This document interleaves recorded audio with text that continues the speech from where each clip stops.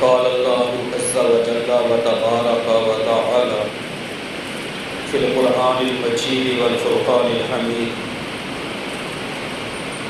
وقالوا سمعنا وأطعنا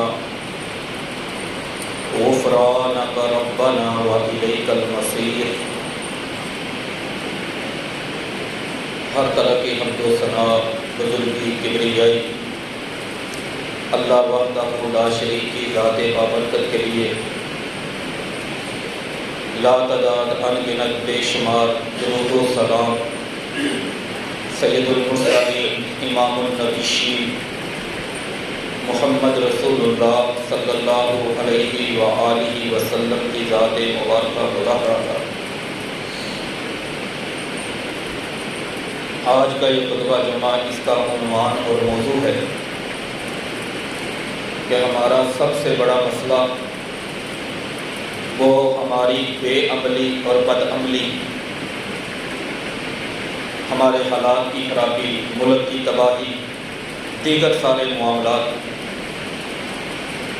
اس کی اصل وجہ ہم بے عمل اور بد عمل ہیں۔ اسلام بالخصوص قرآن مجید فرقان حمید اس بارے میں بڑی تفصیل کے ساتھ جو چیزیں ہمارے سامنے کھول کے بیان کرتا ہے۔ سورۃ البقرہ کی یہ سیکنڈ لاسٹ آیت ہے 285 نمبر۔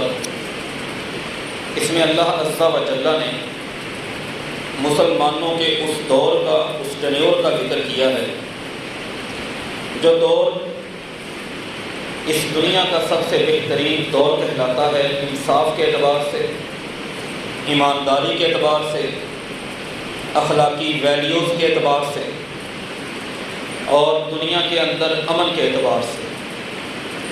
نبی کریم صلی اللہ علیہ وآلہ وسلم کے غزوات اور لڑی ہوئی جنگیں، ان تمام جنگوں کو اگر جمع کیا جائے اور ان میں ہونے والی اموات ان کا ٹوٹل کر لیا جائے، آج کی دو ملکوں کے درمیان ہونے والی جنگیں ان سے کم لوگوں کی تعداد بنتی ہے جن کی جانیں گئی۔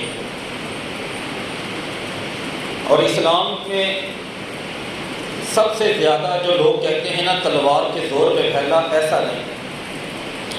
اسلام سب سے بنیادی چیز پر مسلمانوں کی وہ ٹیم جو نبی کریم صلی اللہ علیہ وآلہ وسلم نے تیار کی، جن کا فوکس، جن کی دعوت ان کی باتوں سے زیادہ ان کا عمل دیا کرتا تھا۔ ان کے عمل کو دیکھ کر لوگ سب کچھ بھول جاتے تھے کہ میں کس نظریے پہ موجود ہوں، میرا عقیدہ کیا ہے، میرے باپ دادا کیا ہیں، ہم کون ہیں۔ اگر کوئی غلام بن کے آیا، چند دن رہنے کے بعد اس کی دنیا بدل گئی۔ ثمامہ بن اسال کا واقعہ بڑا مشہور و معروف ہے۔ مسجد نبوی کے اندر اسپیشل اسے باندھا گیا ایک ستون کے ساتھ۔ حدیث صحیح بخاری میں مسئلہ کیا ہے؟ ایک کافر آدمی اس کو مسجد نبوی میں لا کے ایک ستون کے ساتھ باندھنا، فرابطوہ بصاریۃ من صواری المسجد، کیوں؟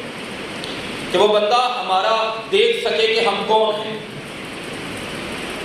ہمارے اعمال کیا ہیں اور ہم کس طرح سے اپنی زندگی کو جی رہے ہیں۔ عمل ہی سب سے بڑی دعوت ہوا کرتی تھی۔ اور چند دن گزرے، جو ثمامہ بن اسال مسجد کے پلر اور ستون کے ساتھ بندھا ہوا ہو کر اللہ کے نبی صلی اللہ علیہ وآلہ وسلم سے دھمکی امیز انداز میں مخاطب ہوتا تھا، ان تقتل تقتل ذا دم۔ دو اس کے مطلب علماء بیان کرتے ہیں، ایک دھمکی والا، ایک منت سماجت والا۔ لیکن وہی جب آزاد ہوا تو مسجد نبوی سے نکل کر اپنے گھر نہیں جا سکا۔ ایک فداخلہ فی بستان، ایک باغ میں داخل ہوا، غسل کیا، آ کے کہا میں کلمہ پڑھتا ہوں۔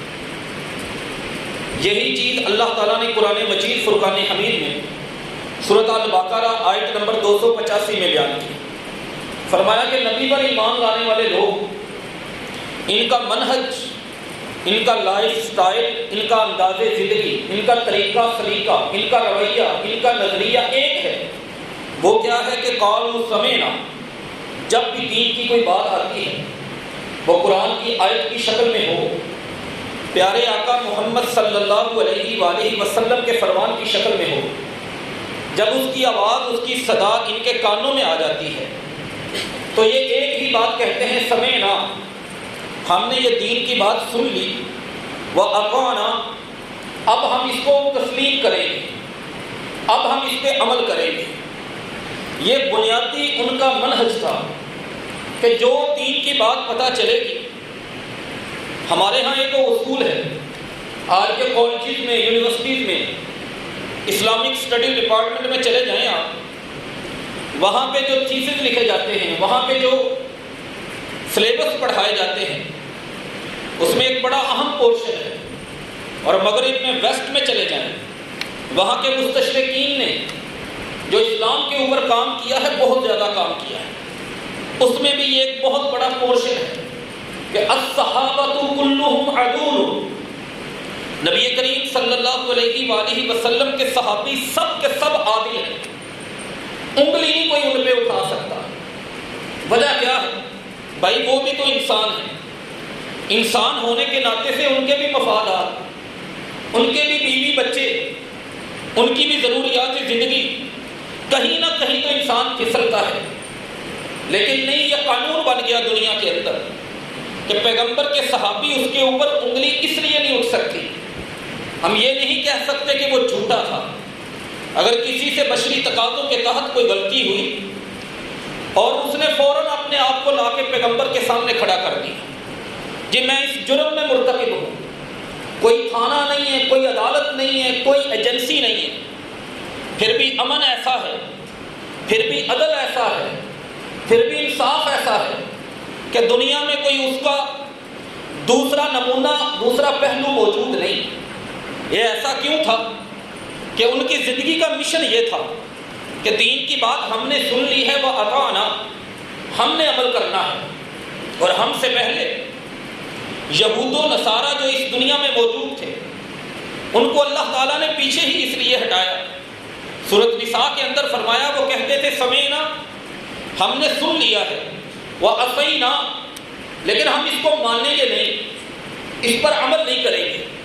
سورۃ توبہ کے اندر اللہ تعالیٰ نے فرمایا، پارہ نمبر 10 کے اندر، وَلَا تَكُونُوا كَالَّذِينَ، ان لوگوں کی طرح تم نے نہ بن جانا، تم نے ان لوگوں کی طرح نہیں ہونا جو لوگ دین کی بات سن کے پھر اس پر عمل نہیں کرتے۔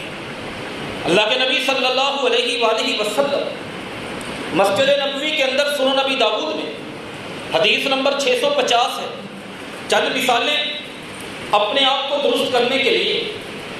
آپ نماز پڑھا رہے، نماز کی امامت کروا رہے تھے، اور تھوڑی دیر ابھی گزری، رسول اللہ صلی اللہ علیہ وآلہ وسلم نے القانا علیہ، اپنے جوتے نماز کے اندر اتار دیے۔ پیچھے صحابہ کرام موجود ہیں رضوان اللہ تعالیٰ علیہ مجمعین، بے شمار نمازیوں کی تعداد، بہت بڑی مسجد، پیغمبر ان کے امام، اور اسلام کا حسین دور۔ پہلی صف نے دیکھا کہ ہمارے امام محمد رسول اللہ صلی اللہ علیہ وآلہ وسلم نے جوتا اتار دیا ہے۔ پہلی صف نے فوراً بغیر تاخیر کیے، بغیر رکے، بغیر سوچے سمجھے اپنے جوتے اتار دیے۔ ان کو دیکھ کر انہوں نے پچھلوں نے جوتے اتار دیے، سب کے سب نمازی انہوں نے اپنے جوتے اتار دیے۔ اسلام کا ابتدائی دور تھا۔ نبی کریم صلی اللہ علیہ وآلہ وسلم نے نماز ختم کی۔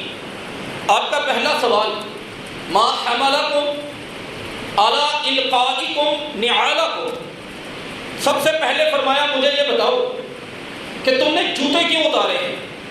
کہا اللہ کے نبی صلی اللہ علیہ وآلہ وسلم، ہمیں نہیں پتا، ہم تو صرف ایک بات جانتے ہیں، رأیناک، ہم نے آپ کو دیکھا، القیت نعلیک، کہ آپ نے نماز میں جوتے اتارے ہیں۔ پھر کوئی وجہ نہیں بنتی کہ ہم جوتے پہنے رکھیں جب ہمارے پیغمبر نے اتار دیے۔ یہ تھا ان کے عمل کا جذبہ، یہ ان کی اطاعت کا جذبہ تھا۔ ایک بندے نے بھی تاخیر نہیں کی۔ پھر آپ صلی اللہ علیہ وآلہ وسلم نے وجہ بیان فرمائی، کہا جب میں نے نماز شروع کی مجھے نہیں علم تھا، تھوڑی سی نماز گزری، جاءنی جبریل، میرے پاس جبریل آئے، وَأَخْبَرَنِی، اور انہوں کہ اللہ کے رسول صلی اللہ علیہ وسلم آپ کے جوتے کے نیچے کوئی نجاست لگی ہوئی ہے، میں نے فوراً وہ جوتے اتار دیے۔ اس سے خیر الگ موضوع سے ہٹ کر دو باتیں اور بھی سمجھ آئی کہ ہمارے بعض بھائی جو علم الغیب کے حوالے سے پریشانی کا شکار ہو جاتے ہیں، ایسا نہیں، یہ اللہ تعالیٰ کی صفت ہے۔ نبی کریم صلی اللہ علیہ وآلہ وسلم کو جبریل آ کے جو دوسری چیزیں ہیں وہ بتایا کرتے تھے، صحابہ کرام کا عمل سامنے آتا ہے، ورنہ اس پہ بڑی بحثیں ہو سکتی تھی۔ میرے جیسا کوئی کمزور ایمان والا بندہ ہوتا، وہ اس پہ کتنا ارگو کرتا، کتنے دلائل لے کے کھڑا ہوتا۔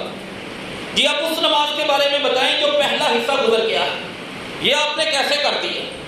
لیکن ان کا مشن اور منہج ایک تھا کہ دین کی بات آ گئی ہے، اب ہماری ذمہ داری۔ قرآن نے ان کی تعریف کی کہ یہ جو پیغمبر کے صحابی ہیں نا، ان کا انداز ایک ہے، کل آمن باللہ، یہ اللہ پر ایمان رکھتے ہیں، وملائکتہ، فرشتوں پر ایمان رکھتے ہیں، وکتبہ، اللہ کی کتابوں پر ایمان ہے، ورسلہ، اللہ کے رسولوں پر ایمان ہے، اور کہتے ہیں لا نفرق بین احد من رسلہ۔ اللہ قرآن میں تعریفیں کر رہا ہے، اللہ قرآن میں ان کو پروٹوکول دے رہا ہے، اللہ قرآن میں ان کی صفتیں بیان کر رہا ہے کہ یہ کہتے ہیں کہ ہم رسولوں کے درمیان کوئی فرق نہیں کرتے، وقالوا سمعنا واطعنا، اور جو کہتے ہیں کہ ہم نے دین سنا ہے۔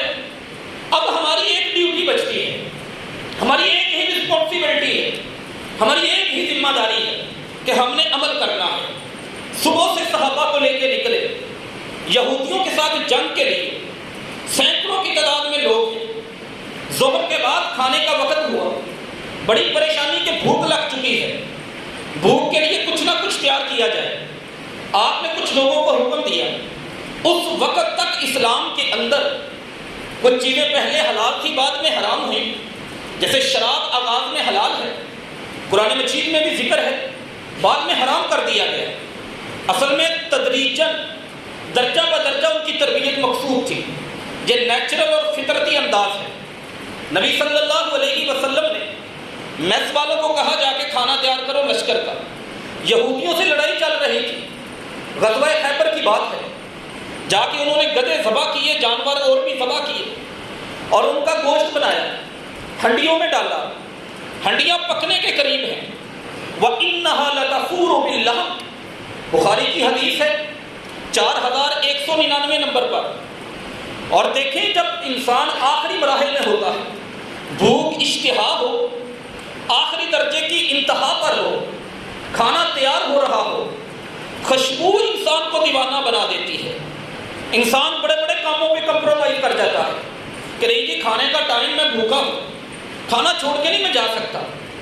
لیکن ایک اعلان ہوتا ہے، اور اعلان کا تعلق 5 بندوں کے ساتھ نہیں ہے، اعلان کا تعلق 20 بندوں کے ساتھ نہیں ہے، 40 50 100 کے ساتھ نہیں ہے، اس اعلان کا تعلق سینکڑوں کے ساتھ ہے۔ ابو طلحہ انصاری کو سنا رضی اللہ تعالیٰ عنہ، وہ ایک چوٹی پہ کھڑے ہو کے اعلان کر رہے تھے، ان اللہ ورسولہ ینہیانکم عن لحوم الحمر الاہلیہ، لوگوں اللہ کے رسول کا اعلان ہے کہ یہ گدھے کا گوشت تم پر حرام ہے۔ کوئی بندہ نہیں آیا کہ اللہ کے نبی صلی اللہ علیہ وسلم تھوڑا سا ریلیف دے دیں، ہمیں آج کا یہ کھا لینے دیں، اس کے بعد کبھی نہیں کھائیں گے۔ سوال ہی پیدا نہیں ہوتا، کیوں؟ قرآن نے ان کی صفت بیان کر دی، انہوں نے تو سیکھا ہی اکیڈمی سے یہ ہے، انہوں نے اپنے سکول سے پڑھا ہی یہ ہے، مدرسے میں ان کی تربیت ہی یہ ہوئی، ان کا نبوی کالج ان کو سرٹیفکیٹ ہی یہ دے رہا ہے، مدینہ کی یونیورسٹی ان کو سند ہی اس بات کی دے رہی ہے کہ تم نے دین سننا ہے تو اس کے سامنے کھڑے نہیں ہونا، اپنے سر کو جھکا دینا ہے۔ لوگ بھاگے، جا کے ان برتنوں کو پکڑا، فَأُقْفِئَتِ الْقُدُورُ، اٹھا اٹھا کے پہاڑیوں کے اندر، وادیوں کے اندر اپنی پکتی ہوئی دیگچیاں، پکتی ہوئی دیگیں، پکتے ہوئے پتیلے، تیار گوشت، سارے دن کے بھوکے اور پیاسے، سارا دن لڑنے والے لوگ، ایک نے بھی نہیں رہنے دی، سب بہا دیے۔ کیوں؟ اس لیے کہ منہج یہ ہے کہ دین سننا ہے تو اس پہ عمل کرنا ہے۔ میرا اور آپ کی سوسائٹی کا المیہ کیا ہے؟ ہمارا المیہ یہی ہے، نالج کی کمی نہیں ہے ہمارے پاس، دین کی کمی نہیں ہے۔ آج تو اس ایک ڈیوائس نے اپنے اندر سارے دین کو سمویا ہوا ہے۔ اپلیکیشنز موجود ہیں، فائلز موجود ہیں، حدیثیں پڑھنے والے، حدیثیں ہم پھیلانے والے، جمعے کا دن شروع ہوتے ہیں ہمارے میسجنگ ایکسچینج ہونا شروع ہو جاتے ہیں۔ ہم ہر مسئلے پہ علم کی کمی نہیں، اگر کمی ہے تو ہمارے عمل کی کمی ہے۔ ہم بحیثیت قوم بڑے اللہ والے بھی موجود ہیں، ہم بے عمل بھی ہیں اور بد عمل بھی ہیں، اور آخری درجے کی انہی بے عملیوں نے، انہی بد عملیوں نے یہودیوں کو تباہ کیا تھا، یہودیوں کو برباد کیا تھا، اور یہی ہماری زندگی کا حصہ بن چکا ہے۔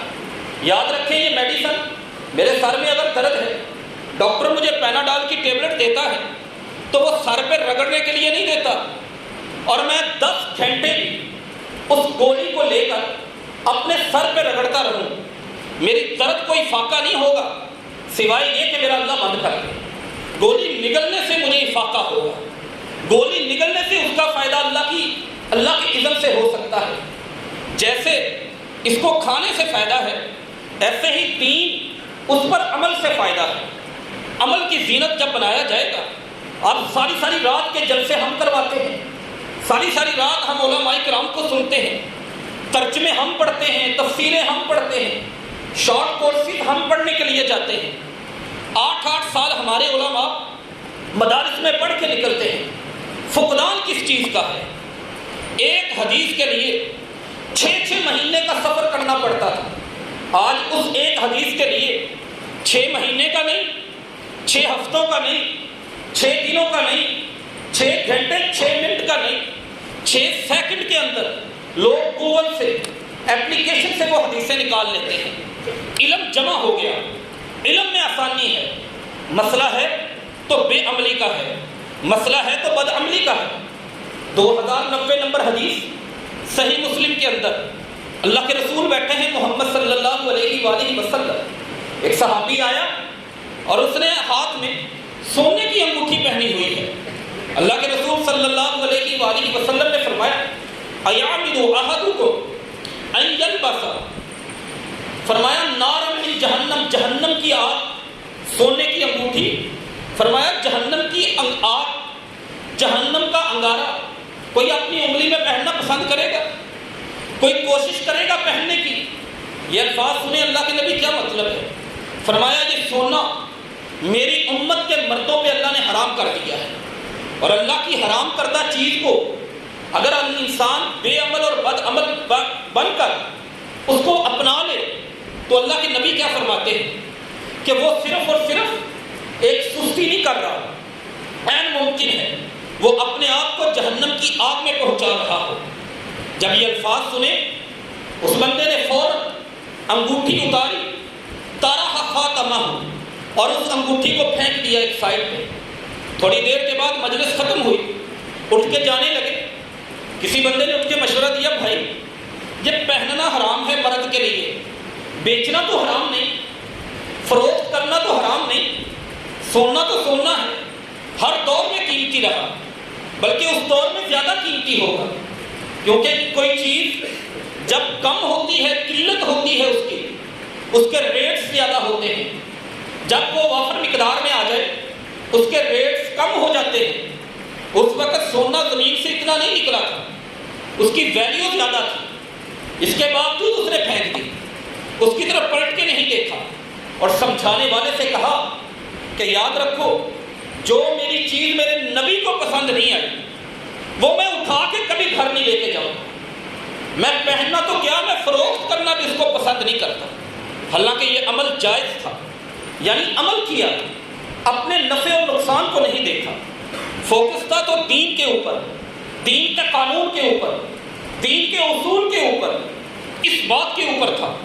نبی کریم صلی اللہ علیہ وآلہ وسلم ایک دن ایک مقدمہ آ گیا، صحیح مسلم کتاب الایمان میں حدیث نمبر 220، 2 بندے غلط فہمی ہو گئی، پراپرٹی کا کیس تھا، اور یہ حدیث سنن صحیح مسلم میں 220 نمبر پر بڑی تفصیل کے ساتھ موجود ہے، لیکن اس کی زیادہ تفصیل مسند احمد ابن حنبل میں آتی ہے۔ آپ نے دونوں کا کیس سنا، ایک کا نام اشعث الکندی رضی اللہ تعالی عنہ، ایک ان کے کزن، وہ کہتے ہیں کہ آباء و اجداد کے اعتبار سے یہ پراپرٹی میری بنتی ہے۔ اشرف بن سوار کہتے ہیں یہ پراپرٹی میری بنتی ہے۔ آپ نے فرمایا دعویٰ کس کا ہے؟ اس نے کہا دعویٰ اشرف کا ہے رضی اللہ تعالیٰ عنہ۔ انہوں نے دعویٰ کیا ہے کہ یہ زمین میری ہے جبکہ قبضہ میرا ہے۔ نبی کریم صلی اللہ علیہ وآلہ وسلم کا قانون، اور یہ بہت بڑا قانونی نقطہ ہے چند جملوں کے، چند الفاظ کے اندر، وہ یہ ہے کہ البینۃ علی المدعی والیمین علی من انکر۔ اسلام کا جو کانسٹیٹیوشن، قانون، لیگل پروسیس ہے، اس کے اندر یہ بہت بڑا نقطہ ہے کہ کوئی بھی بندہ کسی بھی چیز کا دعویٰ کرے، گواہ وہ پیش کرے گا۔ اگر اس کے پاس گواہ نہیں، پھر مدعا علیہ جس کے خلاف اس نے دعویٰ کیا ہے، پھر اس سے قسم لی جائے گی۔ اگر یہ دعویٰ پیش کرتے ہوئے ساتھ گواہ بھی پیش کر دیتا ہے، پھر سامنے والے بندے سے قسم نہیں لی جائے گی۔ یہ قانون تھا، نبی صلی اللہ علیہ وسلم نے بیان فرمایا۔ اس قانون کے مطابق فرمایا گواہ لے کے آؤ۔ این بینۃک، آپ کے گواہ کہاں ہیں؟ اللہ کے نبی صلی اللہ علیہ وآلہ وسلم، میرے پاس گواہ نہیں ہے، کوئی بندہ اس بات کا گواہ نہیں کہ یہ زمین میری ہے۔ آپ نے فرمایا اگر گواہ نہیں الا فیمینہ لک، پھر وہ قسم دے گا اور آپ کو قسم قبول کرنی پڑے گی۔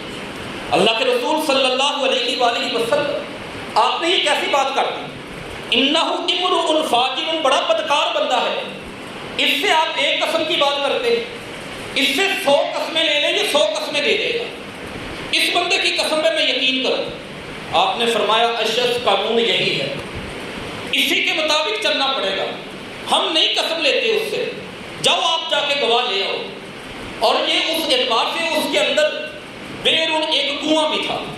اب یوں سمجھ سکتے ہیں کوئی بھی زمین اپنی ویلیو کے اعتبار سے آخری لیول پر جو ہوتی ہے، اس درجے کی زمین تھی کہ سیرابی کے لیے زرعی زمین، ساتھ گھر بنا ہوا، ساتھ اس میں پانی کا کنواں موجود ہے جس سے زمین کو سیراب کیا جا سکتا ہے۔ وہ بندہ اب نبی صلی اللہ علیہ وآلہ وسلم کے اس فیصلے کو دیکھ رہا ہے کہ یہ صحابی ہے، کلمہ پڑھنے والا ہے، اس سے بڑی قربت ہے، بڑا تعلق ہے، لیکن آپ نے کسی چیز کا لحاظ نہیں کیا، آپ نے قانون کا لحاظ کیا ہے جو آپ نے بیان فرمایا۔ آپ نے فرمایا ہاں بھائی قسم دیتے ہو؟ اس نے کہا میں تیار ہوں قسم دینے کے لیے۔ انہوں نے پھر اعتراض کیا۔ اللہ کے رسول صلی اللہ علیہ وسلم دوبارہ دیکھیں، نظر ثانی کی اپلیکیشن آ گئی، درخواست آ گئی، دوبارہ دیکھیں، میرے نبی صلی اللہ علیہ وآلہ وسلم نے فرمایا لئن حلف علی مال ظلما لیأکلہ، اگر یہ بندہ جھوٹی قسم کھائے گا تاکہ تیری زمین کو ہڑپ کر جائے، یہ جھوٹی قسم قیامت والے دن اسے اللہ تعالیٰ کے عذاب میں مبتلا کر دے گی، جہنم میں لے جائے گی۔ یہ جھوٹی قسم کھا کر زمین نہیں ہتھیائے گا، یہ جہنم کی آگ ہتھیائے گا۔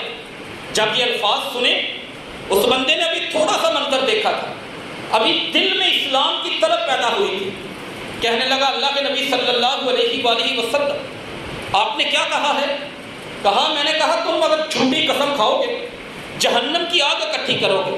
فرمایا اگر میں خوش ہو کے، اپنے دل سے خوش ہو کے، اپنا رشتہ دار سمجھ کے میں قسم نہ اٹھاؤں، میں زمین اس کے لیے چھوڑ دوں، پھر آپ کا اللہ مجھے کیا دے گا؟ فرمایا فل جنت، پھر اللہ تجھے جنت دے گا۔ فرمایا اللہ کے نبی صلی اللہ علیہ وسلم میں کلمہ بھی پڑھتا ہوں، اب میرا اس زمین کے ساتھ کوئی تعلق نہیں، کوئی لنک نہیں، میں نے اپنی ساری زمین کا مالک اس کو بنا لیا۔ یہ عمل کا لیول تھا، یہ عمل کی بنیاد تھی۔ آج ہم سب ایک دوسرے پر الزام لگانے والے، ہمارے چھوٹے طبقے سے شروع ہو کر، میں اسٹوڈنٹ ہوں، مجھے اپنے ایجوکیشن ڈپارٹمنٹ پہ اعتراض ہے، ان کی پالیسی پہ مجھے اعتراض ہے، میں بزنس مین ہوں، مجھے مارکیٹ کمیٹی سے ویلیو ہے، مجھے ان کے اوپر اعتراضات ہیں، میں ان کو غلط کروں گا۔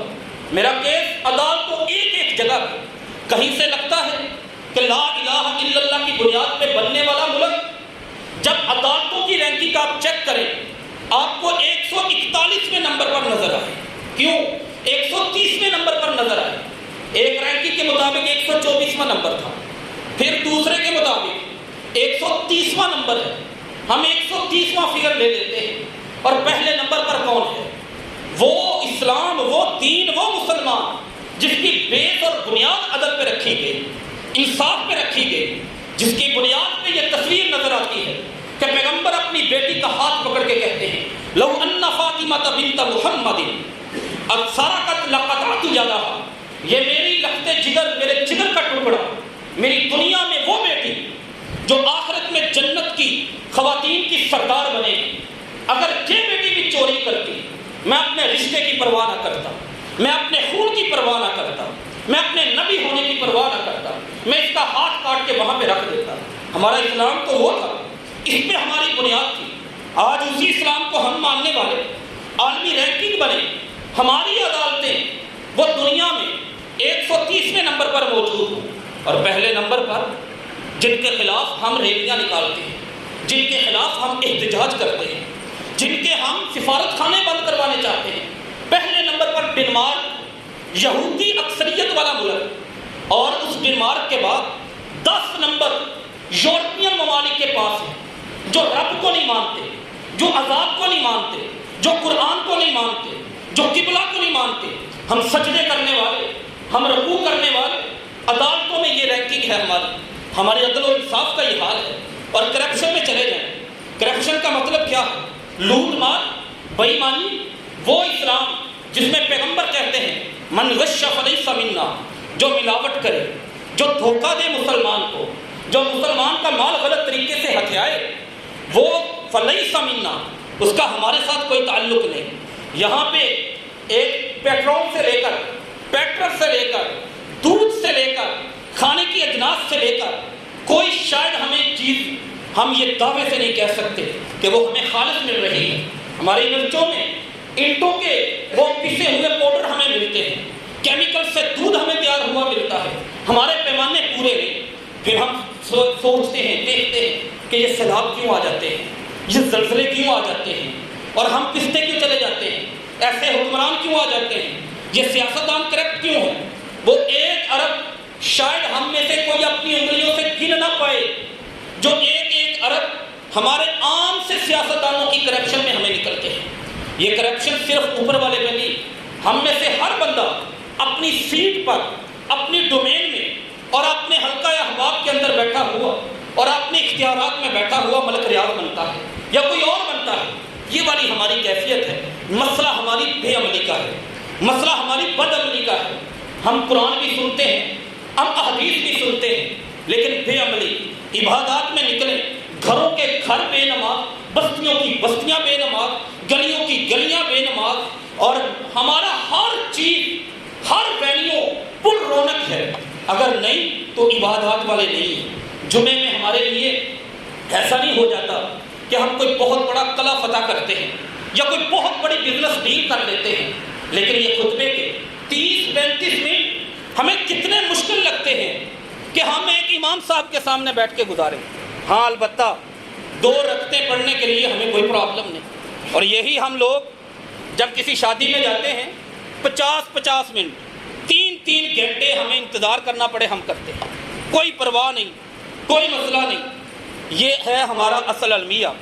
تو قرآن مجید فرقان حمید نے اس حوالے سے نبی کریم صلی اللہ علیہ وآلہ وسلم نے سب سے زیادہ، سب سے اہم جو تربیت کی وہ مسلمانوں کی عمل پہ کی ہے۔ اور یہودیوں کو اللہ تعالیٰ نے جو دنیا کے اندر ذلیل کیا، عرب سے نکالا، وہ اس بنیاد پہ نکالا کہ وہ بے عملی کا شکار ہو گئے۔ اللہ سے دعا ہے اللہ تعالیٰ عمل کی توفیق دے۔ وما علینا الا البلاغ۔